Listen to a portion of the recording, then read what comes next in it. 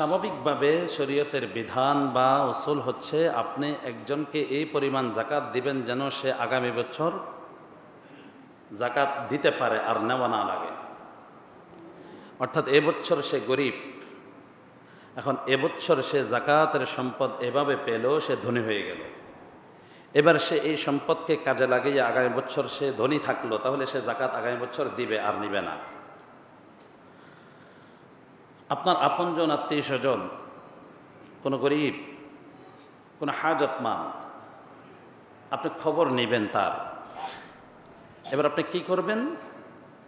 ওর ঘরটা ভাঙ্গা, বৃষ্টি পড়লে ঘর ভিজে যায়, একটা ঝড় হাওয়া আসলে ঘরের চাল খুলে যায়, বেড়াগুলো খুলে পড়ে যায়, আপনি তাকে একটা ভালো ঘরের ব্যবস্থা করে দিবেন। এটা আপনার জন্য উত্তম কাজ হবে, এটা আপনার জন্য ভালো উদ্যোগ হবে। না, আমরা সেটা করি না। আমরা কি করি? আমরা 100টা শাড়ি আনি, এবার সিরিয়াল ধরে আমরা শাড়ি দিয়ে থাকি, ফেসবুকে প্রচার প্রসার করে থাকি, একটু বড় হলে মিডিয়ার সমাহার হয়ে যায়। তো এগুলো দ্বারা জাকাত আদায় হয় না, লোক দেখানো হয়। এগুলো দ্বারা কি হয় না? রাজনীতি হয়, জাকাত আদায় হয় না। আপনি দেখবেন আপনার কাছে অনেকে ঘুরবে যে আমার তো কিছু লোকজন আছে, ওদেরকে আমার কিছু কাপড় চাপড় দিতে হবে, লুঙ্গি দিতে হবে, পাঞ্জাবি দিতে হবে, আমাকে কিছু জাকাতের অংশ দিয়ে। আমরা দিয়ে থাকি, হ্যাঁ। এখন এর বন্টনটা যদি বাস্তব হকদার পেয়ে থাকে তাহলে হলো আদায়। কিন্তু সে যদি রাজনীতি করে, আপনার থেকে জাকাতের টাকা নিল, এবার সে এটা নিয়ে তার অধীনস্থ তার পার্টির লোকদেরকে অমুককে দিলে তমুককে দিলে, এবার আরেকজন তাকে এড়ালো যে তাকে তো পাঞ্জাবি দিলেন, আমাকে তো দিলেন না, এবার তাকেও একটা দিল। কিন্তু এখন দুইজন যোগ্য ছিল পাওয়ার, জাকাতের হকদার ছিল, আর যাকে মুখ বন্ধ করার জন্য দিলেন, ফর্মালিটি রক্ষার জন্য দিলেন, ও দেখা যায় ধনী ছিল, কিন্তু সেও লোভী ছিল।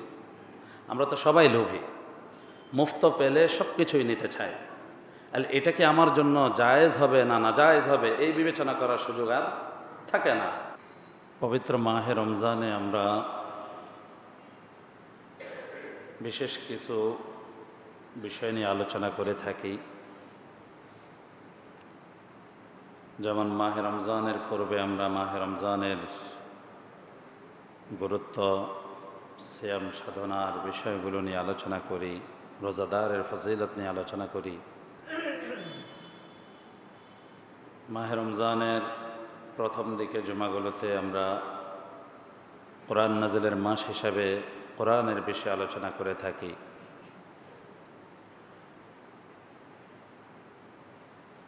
এরপরের জুমাতে আমরা যাকাত প্রসঙ্গ নিয়ে, সত্তা প্রসঙ্গ নিয়ে আলোচনা করি। 20 রমজানের আগে দিয়ে আমরা ইতিকাফের বিষয় নিয়ে আলোচনা করি, শবে কদর বিষয় নিয়ে আলোচনা করি, এবং শেষের দিকে সদকাতুল ফিতর এবং ঈদুল ফিতরের গুরুত্ব নিয়ে আলোচনা করা হয়ে থাকে। সেই অনুসারে আজকের জুমাতে আমরা ইসলামের অন্যতম বিধান, অন্যতম রুকন, আর্থিক ইবাদত যাকাত নিয়ে, যাকাত প্রসঙ্গ নিয়ে কোরআন সুন্নাহর আলোকে আলোচনা হবে। এই জন্য সূরা তাওবার একটি আয়াতের অংশ বিশেষ আরেকটি আয়াতের পূর্ণ আয়াত, এবং বুখারী শরীফ থেকে একটি হাদিস শরীফ আপনাদের সম্মুখে তেলাওয়াত করেছি, পাঠ করেছি। পঠিত আয়াতে কারিমা ও হাদিসের উপর ভিত্তি করে যাকাত সম্পর্কে বোঝা, কারা যাকাত দিবে, কাদেরকে দিবে, এবং কিভাবে সেটা দিবে, এবং দিলে কি ফায়দা হবে, না দিলে কি ক্ষতি হবে, এই বিষয়গুলো সংক্ষেপে আমরা বোঝার চেষ্টা করব ইনশাআল্লাহ। সর্বপ্রথম যাকাতের যে আবিধানিক অর্থ, এটির অর্থ হচ্ছে আন্নুমা, অর্থাৎ বৃদ্ধি পাওয়া। আরেকটি আবেদনিক অর্থ হচ্ছে পবিত্র হওয়া, পরিশুদ্ধ করা। তো স্বাভাবিকভাবে জাকাতকে জাকাত এই জন্য বলা হয়, মুমিন জাকাত আদায়ের মাধ্যমে তার সম্পদের বৃদ্ধি করে দেন আল্লাহ তাআলা সুবহানাহু। আপনি সম্পদ খরচ করেছেন এর মানে সম্পদ কমে গেছে না, বরং সম্পদ বাড়বে। আরেকটি হচ্ছে জাকাত আদায়ের মাধ্যমে সম্পদও পবিত্র হয় এবং যিনি আদায় করেন তিনিও পরিশুদ্ধ হন, পবিত্র হন, দুটোই।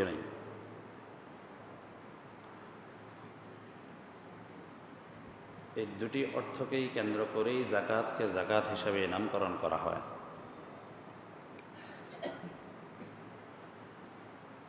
পরিভাষায় একজন মুমিন মুসলমান যে নিসাবের মালিক, বৎসর অতিক্রম করার পর তার সমুদয় জাকাত যোগ্য সম্পত্তি থেকে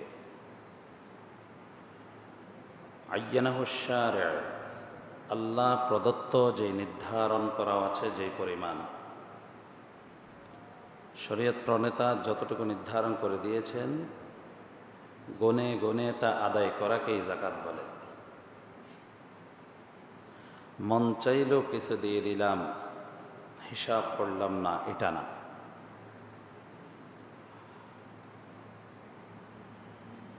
তামাল্লুকু মালিন ইলা মুসলিমিন ফাকিরিন গায়রা হাশিমিয়্যিন ওয়ালা মাওলাহ ক্বাদ আয়্যানাহু শারি'। পরিভাষায় জাকাত বলা হয় হাশিমি বংশভূত এবং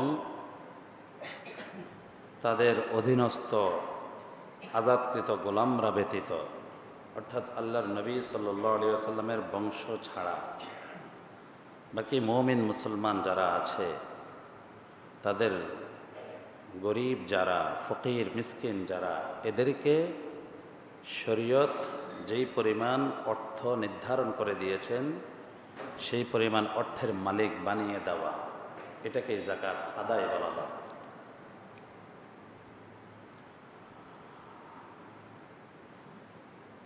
এখন প্রশ্ন হলো কতটুকু জাকাত আদায় করতে হয়?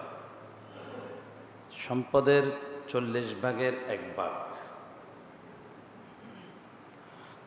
যেটা আমরা শতকরা পার্সেন্টেজ হিসাবে 2.5% বুঝে নিই। 40 দুগুণে 80, তাহলে 80 থেকে 2 ভাগ, আরও 20 থেকে অর্ধেক, তাহলে 100 থেকে 2.5।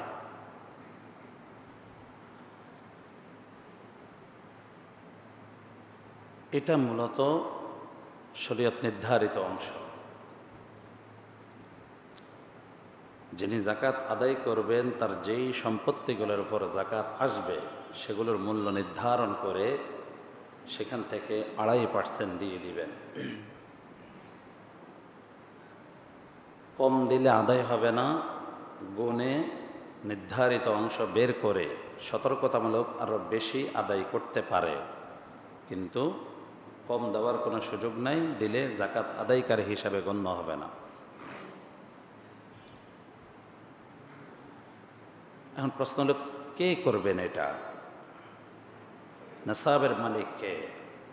শরীয়তের দৃষ্টিতে এই ধনী ব্যক্তিকে যিনি জাকাত প্রদান করবেন?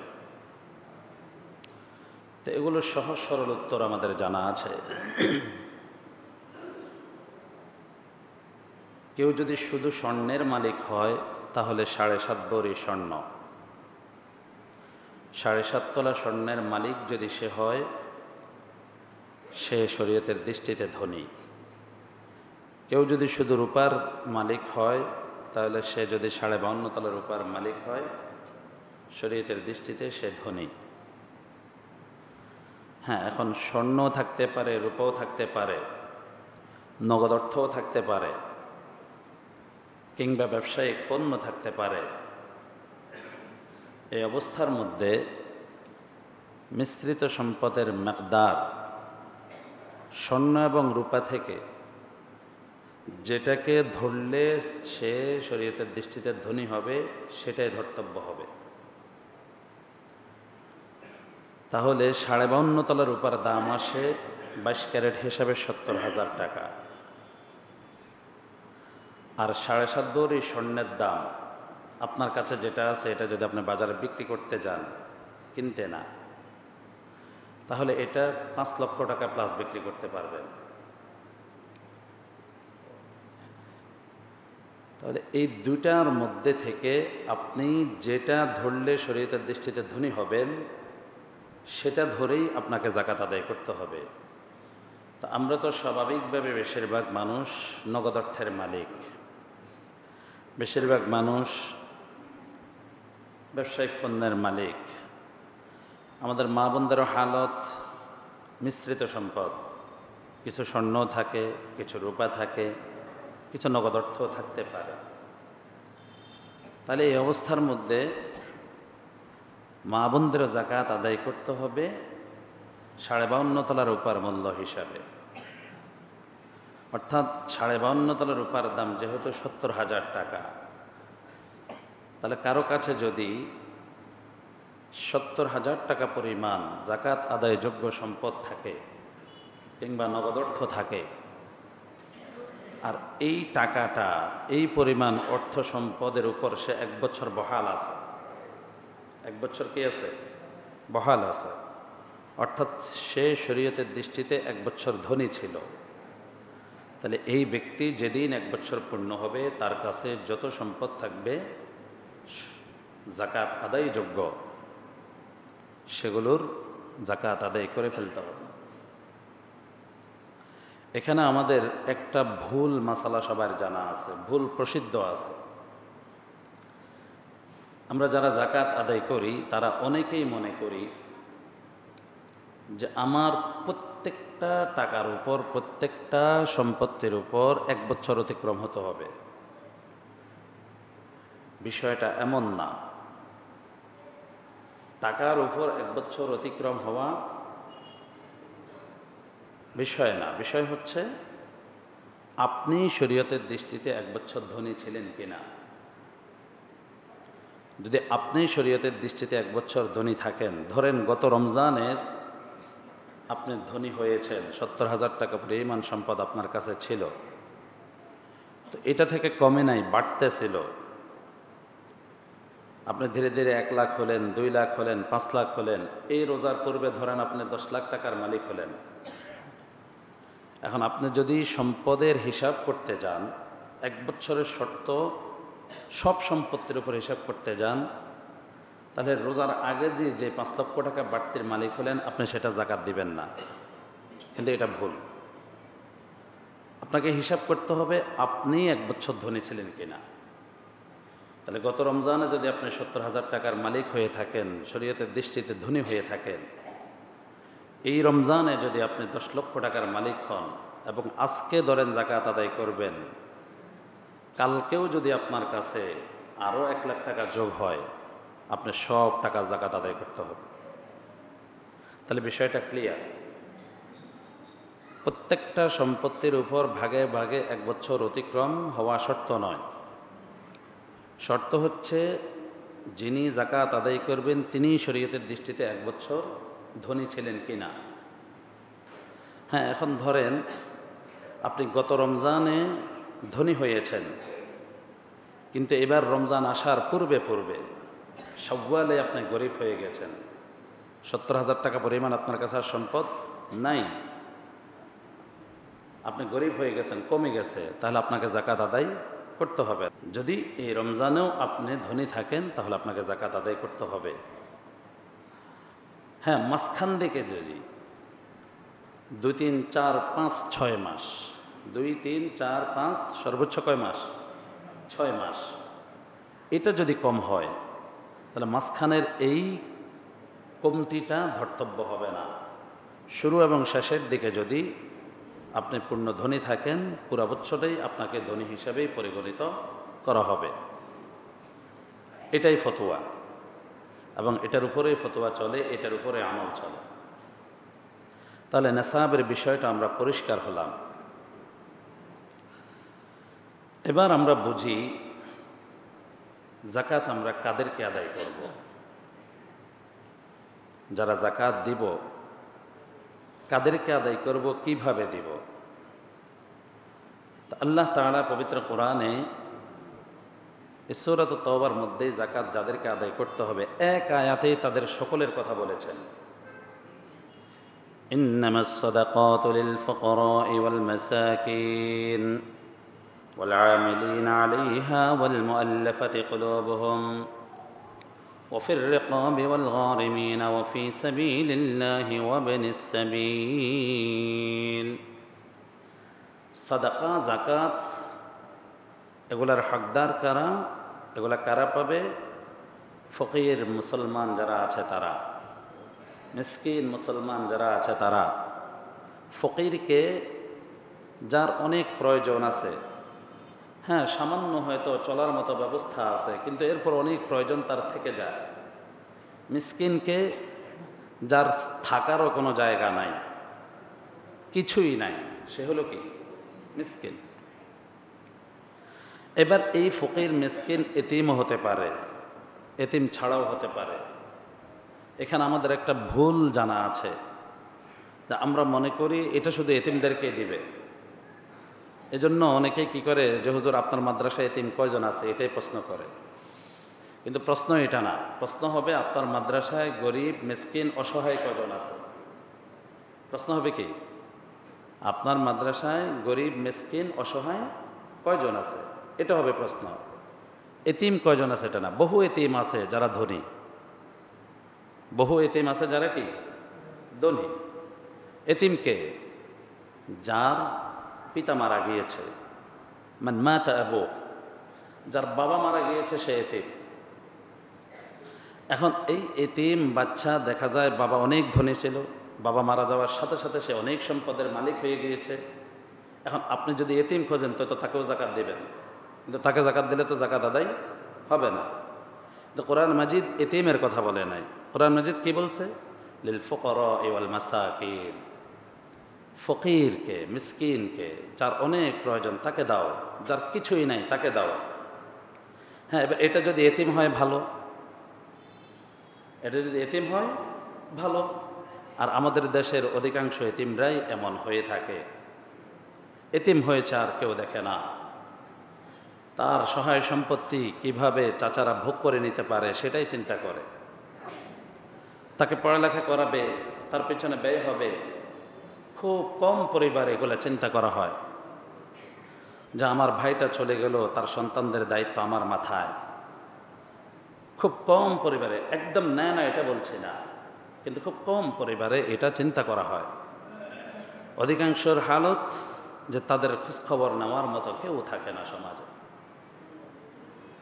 তাদের দেখাশোনা করার মতো কেউ থাকে না। তো এই জন্যই আমাদের দেশে আমরা এতিম খুঁজি। এটা আমাদের ঠিক আছে, বাকি আমাদের ভুলটা সংশোধন করে নিতে হবে। ওয়াল আমিলিনা আলাইহা, জাকাত উত্তোলনের কাজে যারা নিয়োজিত এরাও কিছু অংশ নিতে পারবে জাকাত থেকে। ওয়াল মুআল্লাফাতি কুলুবুহুম, এটা যখন মুসলমানদের সংখ্যা কম ছিল, নমুসলিমদেরকে বা বিধর্মীদেরকে ইসলামের প্রতি ধাবিত করার জন্য তাদেরকেও জাকাত দেওয়ার একটা বিধান ছিল। হযরত ফারুক আযম রাদিয়াল্লাহু আনহু আজমাইন তিনার আমল থেকে এটি বন্ধ করে দিয়েছেন। কারণ তখন থেকেই মুসলমান মুমিনদের মধ্যেই হাজতমান ফকির মিসকিনের সংখ্যা বেশি হয়ে গিয়েছে, আধিক্য হয়ে গিয়েছে। তাদের জরুরতেই পূরণ করার প্রয়োজন। এজন্যই ইসলামের দৃষ্টিতে আপনি যা দিবেন, যা দান করবেন, আপনি শুরু করবেন নিজেদের থেকে, নিজের আপনজন থেকে। আপনার আত্মীয় স্বজন আপনজনদেরকে দিয়ে তাদের জরুরত পূরণ করতে পারার পরে আপনি অন্যদের কথা চিন্তা করবেন। আগে নিজের কথা চিন্তা করতে হবে, নিজের আপনজনের কথা চিন্তা করতে হবে। এজন্য এই জাকাত আদায় বলেন, সদকায়ে ফিতর আদায় বলেন, এগুলো আদায়ের ক্ষেত্রে সর্বপ্রথম নিজের আপনজন, আত্মীয় স্বজন, আপনার পরিচিত জন, আপনার সাথে আন্তরিকতা আছে এমন যারা আছে, আপনার উঠা বসা যাদের সাথে এমন যারা আছে, তাদেরকে প্রাধান্য দিবেন। এটাই শরীয়তের বিধান। তো যাই হোক, ওয়াফির রিকাবি ওয়াল গারিমিন ওয়া ফি সাবিলিল্লাহ বিনাস সাবিল, গোলামকে মুক্তি করার জন্য যাকাত ব্যবহার হয়েছে। ওয়াল গারিমিন, ঋণগ্রস্তকে ঋণ থেকে মুক্ত করার জন্য যাকাত দেওয়া যাবে। ওয়া ফি সাবিলিল্লাহ, আল্লাহর রাস্তায় জিহাদের কাজেও যাকাতের অর্থ দেওয়া যাবে। ওয়া বিনাস সাবিল, এবং মুসাফির ব্যক্তি, যে দেখা যায় মুকিম হলে সম্পদের মালিক, কিন্তু সফরের হালতে সে এখন অসহায় হয়ে পড়েছে, তার সম্পদ আনানোর কোনো ব্যবস্থা নাই, এ অবস্থায়ও তাকে যাকাত দেওয়া যাবে। তবে বর্তমান সময়ে স্মার্ট এই যুগে, মোবাইল ব্যাংকিংয়ের যুগে এবং ডুয়েল কারেন্সি বা ডেবিট কার্ড, ভিসা কার্ড, এগুলোর যুগে এটা খুব কম পাওয়া যায়। এটা খুব কম মুসাফিরের উপরে কি দর্তব্য হবে। তো যাই হোক, এত কিছু তো আর আমাদের ব্যবহার করা লাগে না, এতগুলো খাত আমাদের খোঁজা লাগে না। আমরা খুঁজব প্রথম দুইটা, লিল ফুকারা ওয়াল মাসাকিন, যে ফকিরকে, কার প্রয়োজন আছে, কার ঘরে চাউলের প্রয়োজন, কার ঘরে ডাউলের প্রয়োজন, কার বাচ্চারা উপাস থাকে, কার বাচ্চাদের চিকিৎসার ব্যবস্থা হয় না, কার বাচ্চাদের পড়ালেখার ব্যবস্থা হয় না, কার থাকার কোনো ব্যবস্থা নাই, হ্যাঁ আমার যাকাতের টাকা দিয়ে আমি তার থাকার একটা ব্যবস্থা করে দিলাম। তাহলে কাদেরকে দিব এটা আমরা বুঝলাম, এবার কিভাবে দিব এটাও আমরা একটু বুঝি সংক্ষেপে। স্বাভাবিকভাবে শরীয়তের বিধান বা উসুল হচ্ছে, আপনি একজনকে এই পরিমাণ যাকাত দিবেন যেন সে আগামী বছর যাকাত দিতে পারে আর নেওয়া না লাগে। অর্থাৎ এবছর সে গরিব, এখন এবছর সে যাকাতের সম্পদ এভাবে পেল, সে ধনী হয়ে গেল, এবার সে এই সম্পদকে কাজে লাগিয়ে আগামী বছর সে ধনী থাকলো, তাহলে সে যাকাত আগামী বছর দিবে আর নিবে না।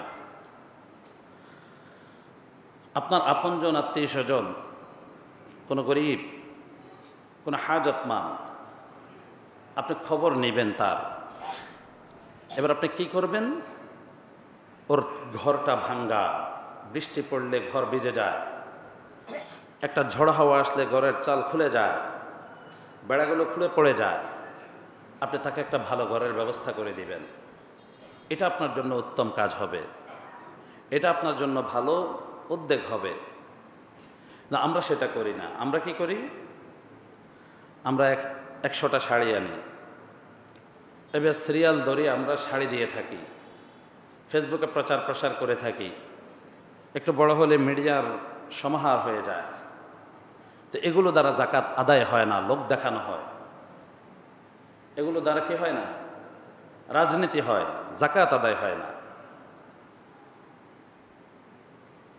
আপনি দেখবেন আপনার কাছে অনেকে ঘুরবে, যে আমার তো কিছু লোকজন আছে, ওদেরকে আমার কিছু কাপড় চাপড় দিতে হবে, লুঙ্গি দিতে হবে, পাঞ্জাবি দিতে হবে, আমাকে কিছু যাকাতের অংশ দিয়ে। আমরা দিয়ে থাকি, হ্যাঁ। এখন এর বন্টনটা যদি বাস্তব হকদার পেয়ে থাকে তাহলে হলো আদায়। কিন্তু সে যদি রাজনীতি করে, আপনার থেকে যাকাতের টাকা নিল, এবার সে এটা নিয়ে তার অধীনস্থ, তার পার্টির লোকদেরকে, অমুককে দিলে তমুককে দিলে, এবার আরেকজন তাকে এড়ালো যে তাকে তো পাঞ্জাবি দিলেন, আমাকে তো দিলেন না, এবার তাকেও একটা দিল। কিন্তু এখন দুইজন যোগ্য ছিল পাওয়ার, যাকাতের হকদার ছিল, আর যাকে মুখ বন্ধ করার জন্য দিলেন, ফর্মালিটি রক্ষার জন্য দিলেন, ও দেখা যায় ধনী ছিল, কিন্তু সেও লোভী ছিল। আমরা তো সবাই লোভী, মুফত পেলে সব কিছুই নিতে চাই। এটা কি আমার জন্য জায়েজ হবে না না জায়েজ হবে, এই বিবেচনা করার সুযোগ আর থাকে না। এজন্য যারা এই ধরনের রাজনীতি করবেন বা পলিটিক্যালি কাজ করবেন, করেন, নিষেধ নাই, বাকি মুসলমানের যাকাত যেন আদায় হয় সেভাবে বিবেচনা করে করবেন। আপনাকে অনুৎসাহিত করছি না, আপনাকে নিষেধ করছি না, করবেন যেন সেটা সঠিকভাবে আদায় হয়। একজনের ইসলামের এই মহান রুকন, এটাকে যেন তামাশা করে ফেলা না হয়। আমাদের দেশে তামাশা হয়ে গিয়েছে, এই যেন তামাশা না থাকে, এটা বন্ধ করতে হবে। আপনি বুঝে বুঝে আদায় করবেন যে আমি যাকে কাপড়টা দিলাম এই মহিলাটা বাস্তবেই কি জাকাত খাওয়ার যোগ্য কিনা। রাস্তার ধারে অনেক ভিক্ষুক আমরা পাই, আপনি ওর কোমর চেক করলে লাখ টাকা পাবেন, এমন বহু ঘটনা ঘটেছে।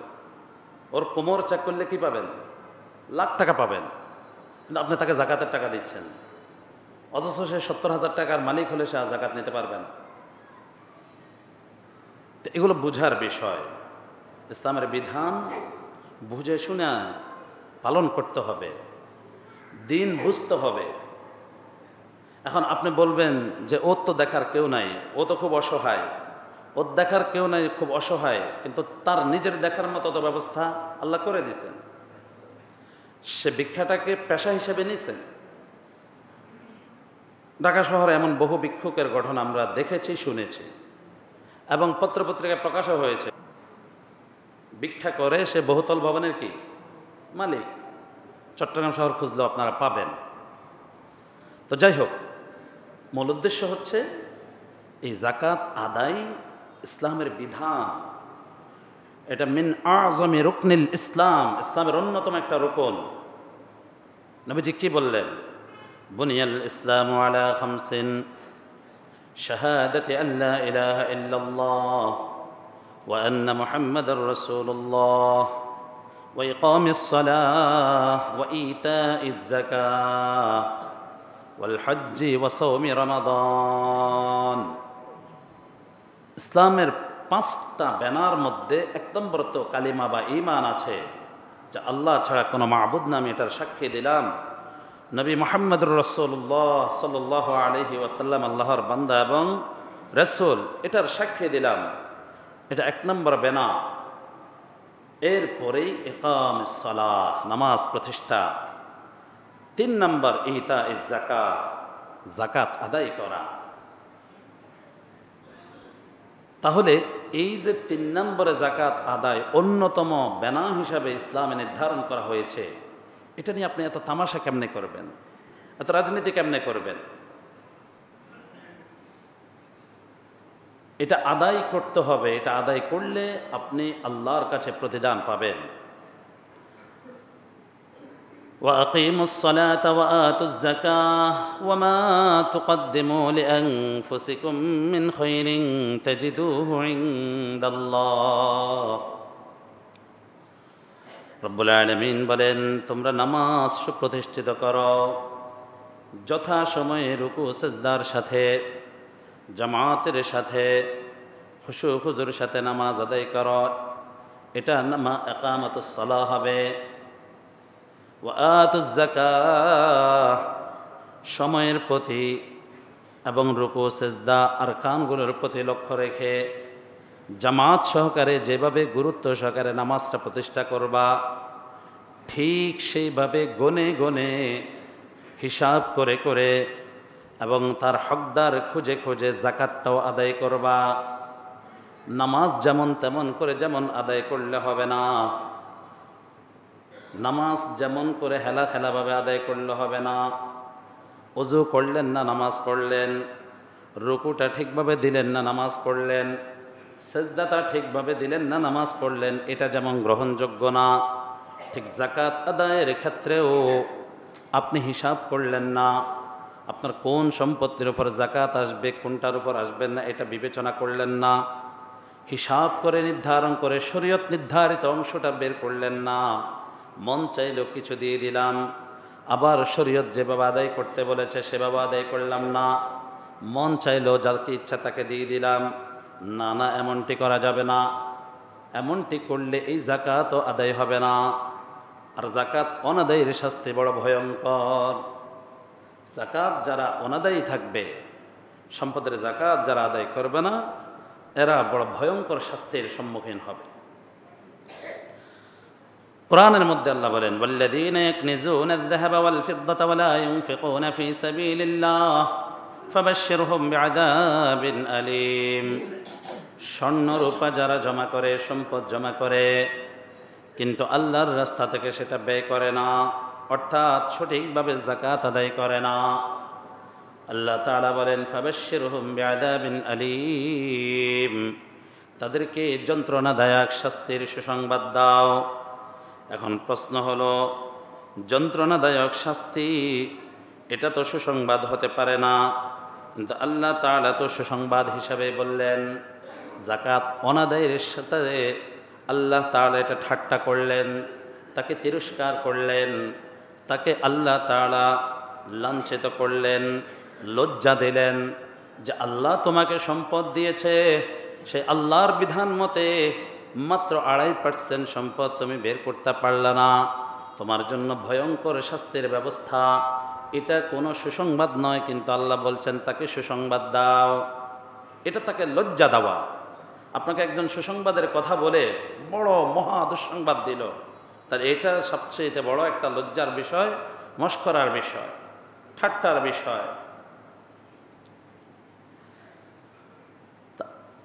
এরপর আয়াতে আল্লাহ তাআলা বলেন, ইয়াউমা ইউহমা আলাইহা ফি নারি জাহান্নাম ফাতুকওয়া বিহা জিবাহুহুম ওয়া জুনুবুহুম ওয়া যুহুরুহুম হাযা মা কানাসতুম লিআনফুসিকুম ফাযুকু মা কুনতুম তাকনিজুন।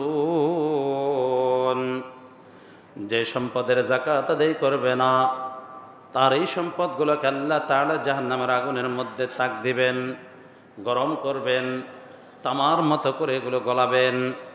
ফাতুকুয়া বিহা জিবাহুহুম, এরপরে তার ললাটের মধ্যে এগুলো দিয়ে দাগ দিবেন। ওয়াজুনুবুহুম, তার পাশে দাগ দিবেন। ওয়াজুহুরুহুম, তার পৃষ্ঠদেশে দাগ দিবেন। কপালে, পাশে এবং পিঠে এভাবে দাগ দিবেন। তাক লাগানো হবে, কষ্ট দেওয়া হবে, সেক দেওয়া হবে, এবং বলবে হাযা মা কানাসতুম লিআনফুসিকুম, এটা সেই গঞ্চিত সম্পদ, সঞ্চিত সম্পদ, যেটা তুমি নিজের জন্য জমা করেছ, যেটার যাকাত তুমি আদায় করো নাই, আল্লাহর বিধান মতো যেটাকে পরিচালিত করো নাই। ফাযুকু মা কুনতুম তাকনিজুন, আজকের এই বিচার দিবসে তুমি তোমার সেই সঞ্চিত সম্পদের স্বাদ গ্রহণ করো। কত ভয়ঙ্কর কথা! বুখারী শরীফের হাদিসের মধ্যে আল্লাহর নবী সাল্লাল্লাহু আলাইহি ওয়াসাল্লাম বলেন, মান আতাহু আল্লাহু মালা ফালাম ইউআদ্দি যাকাতা, যে বা যাদেরকে আল্লাহ তাআলা সম্পদের মালিক বানিয়ে দিলেন, ধনী বানিয়েলেন, কিন্তু তারা যাকাত আদায় করে না, মুসিলা লাহু ইয়াউমাল কিয়ামাতি শুজাআন আকরা, আল্লাহ সুবহানাহু ওয়া তাআলা তার এই সম্পত্তিকে বিচার দিবসে, কিয়ামত দিবসে একটি বিষাক্ত সাপে পরিণত করবেন, একটি বিষাক্ত সাপে পরিণত করবেন। লাহু যাবিবাতান, সে বিষাক্ত সাপের দুটি মুখ হবে। ইউতাওয়াকুহু ইয়াউমাল কিয়ামাহ, ওই বিষাক্ত সাপটা, যেটা তার মূলত সঞ্চিত সম্পদ, যাকাত অনাদায়ী সম্পদ, এটাকে তার গলায় পেঁচিয়ে দেওয়া হবে, লাগিয়ে দেওয়া হবে, লটকিয়ে দেওয়া হবে। সুম্মা ইয়াখুযু বিলিহজিমাতাইহি ইয়ানি শিদকাইহি, অতঃপর ওই বিষাক্ত দুই মুখ সাপটা একই সাথে তার দুটি গালে দংশন করতে থাকবে। নাউযুবিল্লাহ, একসাথে তার দুটি গালে দংশন করতে থাকবে এবং বলবে, সেই সাপটাই বলবে, আনা কানজুক আনা মালুক, আমাকে তুমি বিষাক্ত সাপ হিসেবে দেখছ? না না, আমি তো বিষাক্ত সাপ না। আনা কানজুক, আমি তোমার সঞ্চিত গচ্ছিত সম্পদ। আনা মালুক, আমি তোমার সম্পদ। এই কোরআনের আয়াতের ব্যাখ্যা, ফাযুকু মা কুনতুম তাকনিজুন, স্বাদ গ্রহণ করো যা জমাইছ তার। সুতরাং সম্পদের যাকাত আদায় করলে আল্লাহর কাছে অনেক বড় পুরস্কারের মালিক হব, যা করব সব আল্লাহর কাছে পাবো। ওমা তুকদ্দিমু লিআনফুসিকুম মিন খায়রিন তাজিদুহু ইনদাল্লাহ, সব আল্লাহর কাছে পাবো। মুকিমিনাস সালাত ওয়াল মুতুনাজ যাকাহ ওয়াল মুমিনুনা বিল্লাহি ওয়াল ইয়াউমিল আখির, যারা নামাজ প্রতিষ্ঠা করবে, যাকাত আদায় করবে, আল্লাহর প্রতি এবং কিয়ামত দিবসের প্রতি বিশ্বাস রাখবে, আল্লাহ তাদের কথা বলেন সানুতিহিম আজরান আযীমা, আমি তাদেরকে মহা পুরস্কৃত করব, মহা সওয়াব দান করব। তাহলে আদায় করার মাধ্যমে আপনি আজর আযীমের মালিক হবেন, মহা পুরস্কারের মালিক হবেন। আর আদায় না করলে আযাবে আলীম, দর্দনাক ভয়ঙ্কর শাস্তির সম্মুখীন হবে। এগুলো তো আখিরাতের ফায়দা। দুনিয়াবী ফায়দা, আপনার আদায়ের মাধ্যমে আপনার সম্পদ বাড়বে। ইয়ামহাকুল্লাহুর রিবা ওয়া ইয়ারবিস সাদাকাত, সুদের কারবারে সম্পদ বাড়ে না, কমে। কিন্তু আমরা ভাবি বাড়ে, কিন্তু আল্লাহ বলেন আল্লাহ সেটা কমায়া দেয়। ওয়া ইয়ারবিস সাদাকাত, আর আমার পকেট থেকে আল্লাহর ওয়ার্ডার অনুসারে যা বের করি, দান করি, আমরা ভাবি সম্পদ কমে না, আল্লাহ বলেন এটার দ্বারা আমি তোমার সম্পদ বাড়াই। মা নাকাসাত সাদকাতুম মিন মাল, সৎকার দ্বারা আল্লাহ কারো সম্পদ কখনোই কমায় না, কখনোই কমায় না। তিরমিজির হাদিস, সবার সম্পদ আল্লাহ সৎকার মাধ্যমে কি বাড়ায়। ওমা আতাইতুম মির রিবাল লিয়ারবু ফি আমওয়ালিন নাস ফালা ইয়ারবু ইনদাল্লাহ, আল্লাহ বলেন যে মানুষের সম্পদ বাড়বে এই আশা নিয়ে তোমরা যে সুদের কারবার করে থাকো, রিবা করে থাকো, ফালা ইয়ারবু ইনদাল্লাহ, এটা আল্লাহর কাছে মূলত বাড়ে না। সুদের কারবার দ্বারা আল্লাহ মূলত সম্পদ কমায়। ওমা আতাইতুম মিন যাকাতিন তুরিদুনা ওয়াজহাল্লাহ ফাউলাইকা হুমুল মুদঈফুন, কিন্তু হ্যাঁ, আল্লাহকে খুশি করার উদ্দেশ্যে তোমরা যে যাকাত আদায় করো, তোমরা সম্পদ যেটা বের করে খরচ করো আল্লাহর রাস্তায়, আল্লাহর বান্দাদের প্রতি, মাসারিফদের প্রতি খরচ করো, তাদেরকে দিয়ে দাও আল্লাহকে খুশি করার উদ্দেশ্যে, ফাউলাইকা হুমুল মুদঈফুন, এটা আল্লাহ বাড়িয়ে দেয় এবং এরাই সমৃদ্ধশালী ব্যক্তি হয়। সুবহানাল্লাহ। আল্লাহ তাআলা আমাদের সকলকে যাকাতকে সঠিকভাবে গণে বুঝে আদায় করার এবং মাসায়েলে যাকাতগুলো উলামায়ে কেরামের সাথে আলোচনা করে বুঝে আদায় করার তৌফিক দান করুন।